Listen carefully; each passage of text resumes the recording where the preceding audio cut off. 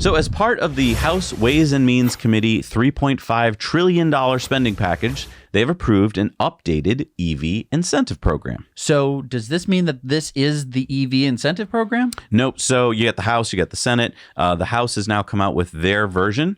And so it means we're probably very close to what the final version will be, but the Senate does get to weigh in and they can, barter back and forth. Okay. So what's in this package doesn't necessarily mean that this is what's going to go into law, but it's close. We're getting a lot closer. Exactly. Okay, so let's talk about it. All right, so they've removed the 200,000 vehicle per manufacturer cap. That's good. That means that Tesla is back into the EV incentive program. GM as well, and it also, every manufacturer no longer has to worry about hitting this 200,000 vehicle cap. So that's good. Great. Keeps the $7,500 incentive for new electric cars for the next 5 years. So I think that's great. That's great. So that would be all EVs in the United States? Yes, but there's some rules. Okay. It makes this $7,500 incentive a point of sale discount instead of a tax credit. That's really good because that means that you go to the dealership or Tesla online and you get the discount right there and then. You don't wait later for filling out tax forms. Oh, that would have been so nice. Because when I bought my car, I got the $7,500 incentive, which was great.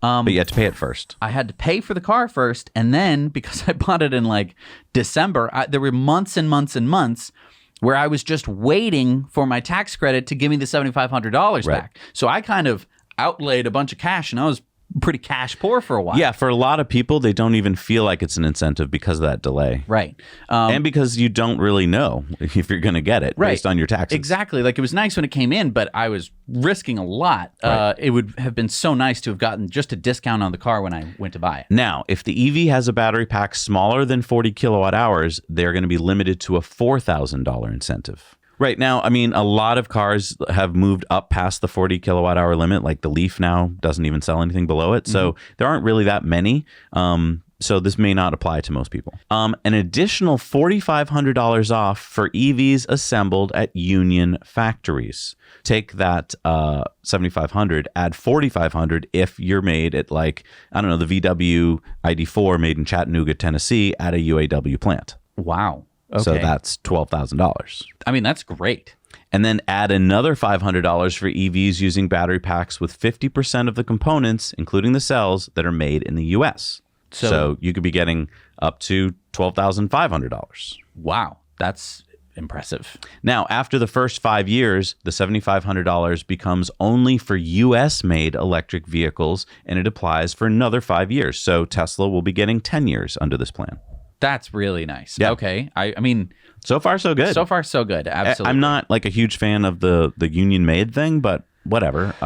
Price limits on the EVs. Now, this is a big one because the last plan we heard, it was limited to $40,000 cars or less. The new price limits are sedans under $55,000 are eligible. Okay. SUVs under $69,000 are eligible. Pickup trucks under $74,000 are eligible. And vans under $54,000 are eligible. So under this plan, like the Rivian and the Hummer probably don't get the credit, but the Cybertruck does. Those are fair limits. Giving the tax incentive to someone who buys, say, a Model S Plaid, you might go I don't know, someone who can afford over $100,000 car. And let's talk about people who can afford or not. They are also introducing caps on income to get access to the incentives, but they are fairly high at an adjusted gross income of up to $400,000 for individuals and $800,000 for joint filers. So most people are going to qualify. That's great. Because there had been talks about nobody over $100,000. And it's it is still kind of an early adopter thing and it still is kind of expensive. This incentive helps. But I think that's fair. It's not my dream of what the EV incentive program could be, but it's better than the last thing we heard about. It's definitely better than the last thing we heard about. And it's pretty good. Just getting $7,500 off the car federally is awesome. For people who buy a car that's made by a union, getting $12,000 off is huge. I want to talk about that. So Tesla is not a union company. Would it be worth it for Elon to actually go union to get this credit? So what does that mean? Could he kind of let Tesla employees start their own Tesla union? Well, it would have to workers? be a union, I believe, under the UAW, the United Auto Workers. I don't think under this bill you could just create a pretend union. But I mean, it would be a union. They'd make a union. I'm sure that the lobbyists have made sure the wording says it has to be a UAW union. Holmar's catalog says, my mouth was on the floor that they expanded it to $4,500 for unions and reduced the American made to only $500. The $2,500 for unions was already ridiculous, but to expand it to $4,500 in the new proposal, they are clearly targeting one company here. And Elon said, this is written by Ford UAW lobbyists as they make their electric car in Mexico. Not obvious how this serves American taxpayers. So wait a minute. The $4,500 incentive is just for union made. Right. So I mean, that could be unions in Germany, that could be unions in Mexico, that could be unions in Canada. As long as it's union, doesn't matter where. Sir Doge of the name tweeted out this meme, which Elon laughed his head off at. Look, I would take this bill. It's the typical American politics bullshit where they played horse trading to get what they wanted, and the unions played a big role. Do I like it that they are getting this? No. But, I mean, I'll take it. At the end of the day, it helps EV buyers. Absolutely. Just in a very screwed up kind of way. Right. But, I mean, I do want to go back to, could Tesla turn on unions, and would that benefit them? Because the cost of the car would probably go up, but they would be getting a lot more sales. Because as we've talked about, as you lower the price of a car by $5,000, you double the number of people who can afford it. Right. And that $4,500 is basically doubling the people who can reach an EV. I don't think Tesla needs this. That's a good point. They have been going really strong in terms of profit, in terms of sales, in terms of production, without any incentives at all. You turn on a $7,500 incentive, they're off to the races. Yeah, and I just want to point out that I think a lot of people are standing on the sidelines right now waiting for this bill to actually become law, because why wouldn't you? If you get in too early, you're going to miss out. I mean, my friend has been waiting.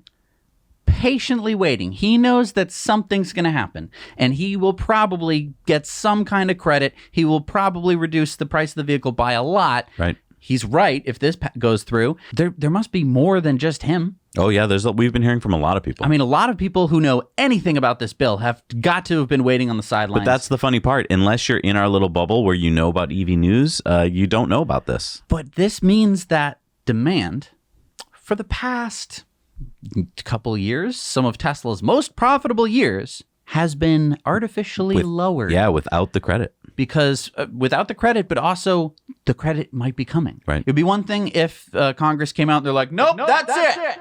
200,000 vehicle limit. Screw you guys who want to buy Teslas. That was the law that we wrote. We're never going to change it. They didn't do that. Yep. They said, well, we're thinking about something, and that limit might go away. And people went, oh, I'm going to wait. So there have been people waiting to buy Teslas. Pent up demand. And this doesn't get talked about at all. Anywhere in the press, you don't hear about it at all. Nope. That's crazy. Yep.